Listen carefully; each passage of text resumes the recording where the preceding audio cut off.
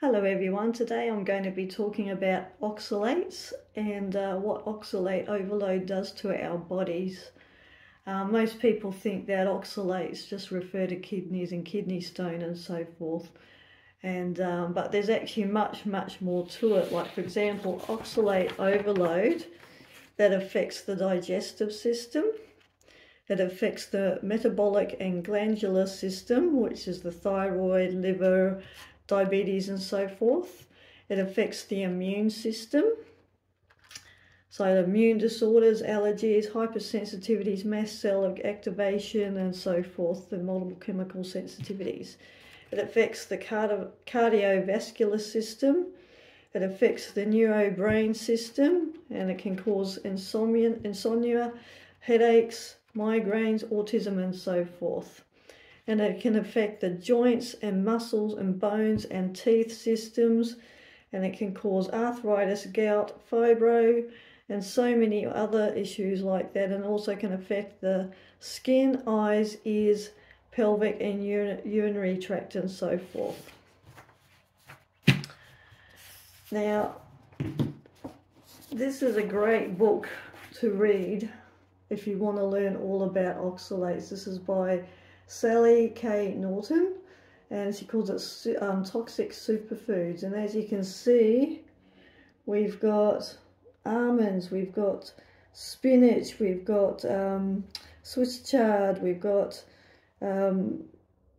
beets, we've got starfruit, we've got raspberries and blackberries, chocolate, turmeric, sweet potato, and so many more. These are definitely the worst of the lot, and people are having those every day in their green smoothies and so forth, and whatever dishes they're going to be doing. But I just want to show you what they look like. They can be very sharp and scary looking crystals. This one down below is in a kiwi fruit. So when you eat kiwi fruit, these sharp, pointy, toothpicky looking oxalate crystals are getting stuck in your body. And then this one is basically another form of the oxalate, and how it's sharp and pointy. And the trouble with oxalate overload is that it can get trapped in our body and cause a lot of those myriad of health issues and so forth. This is what an oxalate crystal looks like from a raspberry.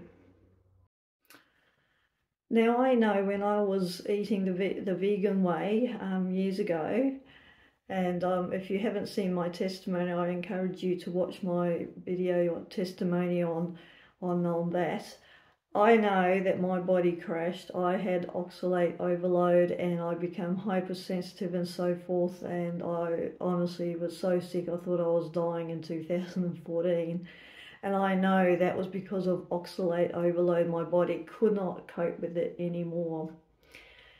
And, you know, this was a tough time for me, because I know as a Bible-believing follower of Jesus Christ, the Bible says that God made meat and plant food for us to eat, and he said it was good that he made the food for the stomach and the stomach for the food. So it's a natural, normal function and process to eat all these yummy foods. But why am I and so many others around the world having so much trouble with plant foods, you know, because of the oxalates, salicylates, FODMAPs, histamine, and so forth in these foods? Because, you know, the plants, as I said, they've got to protect themselves. And, you know, I prayed about that, and I believe God's given me some clear answers. We've actually come away from God's true design, original design of how he wanted us to live. I mean, up until when transport came around, and you know, these plant foods could be transported worldwide all year round, people only ate them in season and in moderation. And they no doubt fermented them because, you know, they didn't have any fridges or anything to keep them fresh, so they would have had to ferment them, and by fermenting them, that helps get rid of the anti-nutrients and antitoxins and so forth, and pre-digest it so it makes it easier for the body to digest, and by fermenting it also gives a healthy gut microbiome. So with people being able to eat all these foods all year round, the body never got a rest from these high oxalate foods, and so to detox it. So people are eating it every day, and the body's just going, oh, I can't cope with it anymore, and the body causes an overload, and you know, people are having all these symptoms and stuff and can't find any answers, when in fact it could be, you know, these high oxalate foods that you're having in your diet.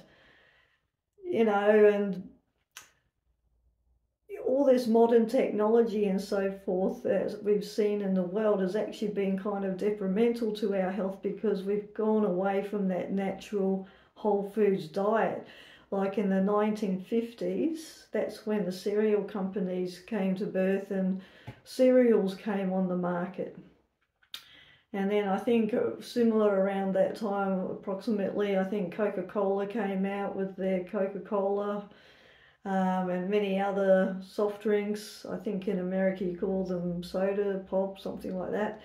And around that time, the low-fat diet came out, and saturated fat, healthy saturated fat that had been around since the beginning of time, which is natural, the way God designed us to eat, wrongly got demonized, and out came the highly processed margarines and seed oils and vegetable oils and stuff like that to replace it. And lots of studies are coming out on how toxic seed oils are, and how it causes eye degeneration and so forth. And you know, and then when you look in the supermarket, there are so many packaged foods with so many preservatives, additives, and highly processed junk that you can't really class as foods. And you know, if people from the olden days were able to try and travel to where we are now, and they would go to the supermarket and they go, where is the food? Because all they're seeing is these packaged, you know, junk foods that are in boxes, and yeah, it's just not good. And it's no wonder that our bodies have fallen apart, and so many of us around the world, we can't tolerate these foods because we've abused the system, we've come away from God's natural design. And yeah, and I think that's where we've got to come back to. If we want to be healthy, if we want to not be risk of having heart attacks and diabetes and so forth, we've really got to clean up our diets and get back to a natural whole foods diet the way God designed it. And by the way, when you do see these studies that come on your news feed on Google news feed or whatever news feed you have, or if it comes on TV, if you watch news on TV and they say, new study, eggs or red meat or this or that or the other is now being told to be dangerous and cause heart disease or cancer or stuff like that, you know not to believe that. That's just a lot of hoo-ha. When you really look at who wrote the article, you look at what their diet is and who actually funded it, and when you see who funded it, you see there's an interest in that by the people who funded it. So you know you can take a lot of those with a grain of salt. I mean, something that God created, that's been food supply for us, that's natural, whole food, you know, that saturated fat, meats and eggs and so forth, that God created, that's natural, is going to be good for us. So you don't have to listen to those bogus things on the news. You've got to make sure that the studies are legit, they're proper peer-reviewed studies. They're not just some random survey that can't even be proven in a state of law that yes, this is actually fact, you know. So you've got to look at that. So some of the biggest culprits of high oxalate foods are turmeric, almonds, spinach,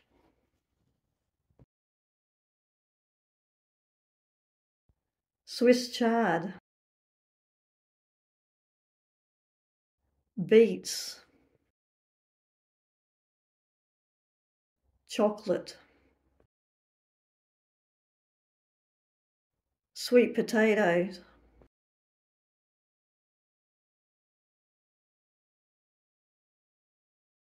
black tea and green tea, kiwi fruit, star fruit, raspberries and blackberries. Anyway, once again, I really encourage you to get this book and learn more about the oxalates, and she gives a lot of information and science and so forth, and she gives a lot of resources, and she's also got one on the best swap charts right over here.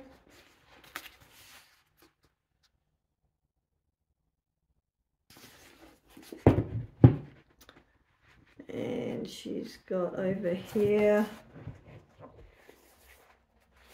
a lot of information on the body system and oxalate associated symptoms. Sorry.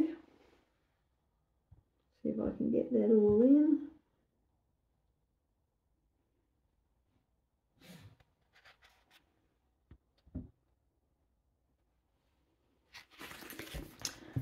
And also you can actually Google Sally K. Norton's Oxalate Savvy Beginner's Food List, and you scroll down until you see a picture of this, because it will be on PDF, which you can download onto your phone or computer. So it's got that, and it's a 3-page thing. It's a beginner's guide to becoming oxalate savvy, and that's the 2nd page.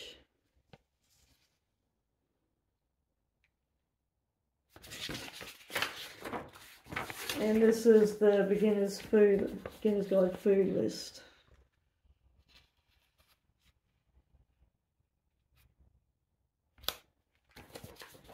So I really recommend you going to get that. Now you've got to start slow, and some people might think, oh, this is nonsense, you know, these oxalates can't be causing my health symptoms and issues and so forth. But you know, a good test, you know, if any of those high oxalate foods that I had in the picture, and you're having those on a daily basis in huge amounts, why don't you just for a month stop the one that you use the most and eliminate it for a month and monitor how you feel, and then after the month is, reintroduce it and see if you get any symptoms and so forth. And a lot of people have actually reported that trying that actually proves to them, oh, there is something to this oxalate stuff. So, yeah. So, and, you know, just do it slowly. You can one by one reduce those high oxalate foods, eliminating them one by one, because oxalate overload is pretty full on. A lot of people in carnivore, when they've gone to carnivore diet, a lot of oxalate dumping, and that can be from not feeling really well. You can get sort of gritty, sandy stools.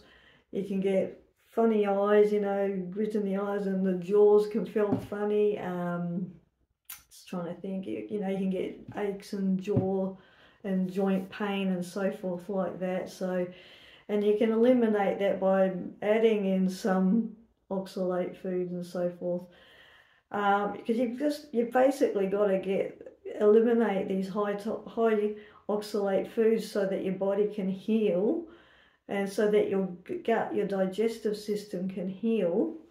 And so by going onto a low oxalate diet can do you a world of good. And I highly recommend to heal your gut by taking these holozyme digestive enzymes. I take these, and these are fantastic. These also help with salicylates and histamine as well. These are active, broad spectrum digestive enzymes, and there's no other digestive enzymes that are active on the market. These are one of a kind, these so far, and these are the only ones that I've found actually do work.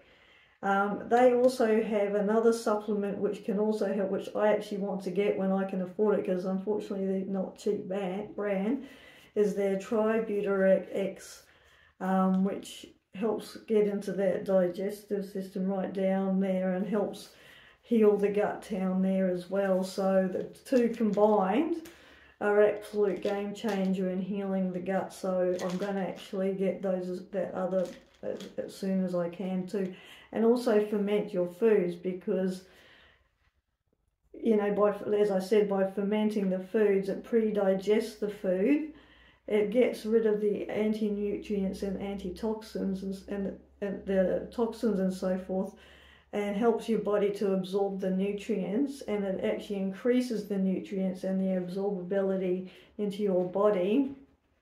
And it also gives good healthy gut microbiome, which actually helps heal the gut. So that's why so far every video that I've got posted on my YouTube channel here is actually low oxalate, low carb foods that I've been fermenting. I actually won't eat a plant food unless it's fermented, because I want a healthy gut microbiome.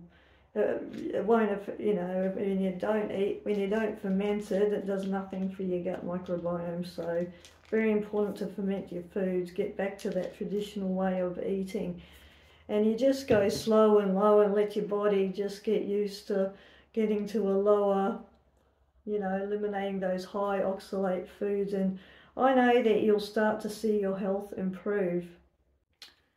Sally also says on here that there is no nutritional need for high oxalate foods despite their popularity. Low oxalate foods are very nutritional. And she did give an example on a video that I watched, because she's on YouTube, and she's also, as I said, got her website, sallykanenorton.com. And she said, like, for example, a carrot. Carrot is high oxalates, but its equivalent is your butternut pumpkin. It's got the same values of nutrition, but the butternut pumpkin is much more superior and higher levels of it. So she said, you know, the butternut pumpkin is much better and healthier for you than a carrot. So butternut pumpkin is a better swap, healthier swap. It's low oxalate, and you can eat those, you know, all winter squashes and so forth like that. But I'm actually going to be doing a video soon on fermenting the butternut pumpkin, so stay tuned for that.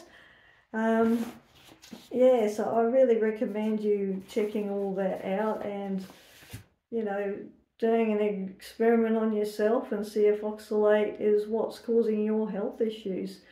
And don't forget to check out my playlist. I've actually got a couple of really cool, very interesting podcasts of a couple of cardiologists that have been interviewed on, I've got it on the what about cholesterol issues. So, and they actually give very up-to-date information on cholesterol, and, you know, and talk about all you know, different diets and so forth. So yeah, very worth looking at that, you know. And also check out Dr. Sean O'Mara on my playlist of what about visceral fat, because you don't want visceral fat either. And Dr. Sean O'Mara talks about that and how the foods we can eat can cause visceral fat, that unhealthy visceral fat that causes disease and pain and inflammation and so forth.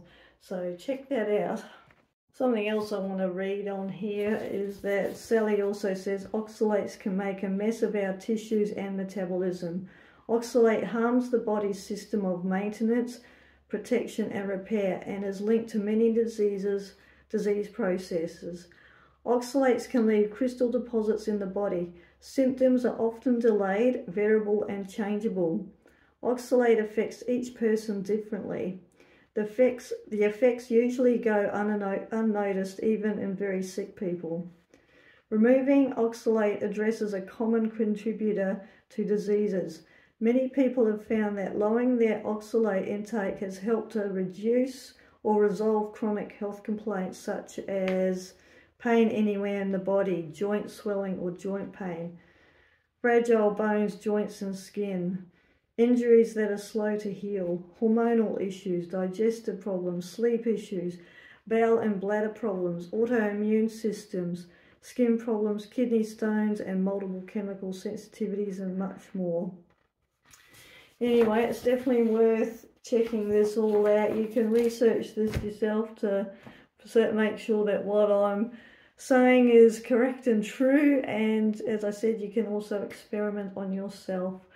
And I hope this video helps you, because as I said, I want to help you with your health and health journey too. And does that mean we can never have high oxalate foods again?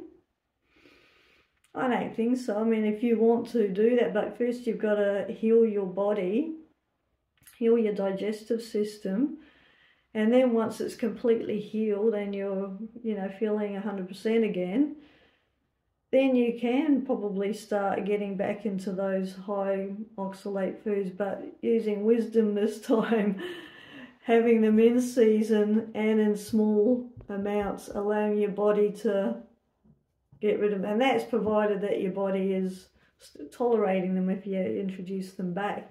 But you also may need to go to reorigin like I did and do the neuroplasticity and retrain your brain to stop reacting to foods so that you can get, no longer have food sensitivities to it. So there is hope, but, as I said, we've got to get back to living the way God designed, because God made food good and good for the stomach, and we've got to stop eating junk and rubbish that doesn't, promote health and healthy gut microbiome, because, back in those days they could handle oxalates because they only, like I said, had them in season and in moderation, small amounts, and they knew how to prepare it, like fermenting them, probably soaking them, sprouting them, all that jazz, so anyway, I hope you've found this video helpful, and stay tuned for my next video.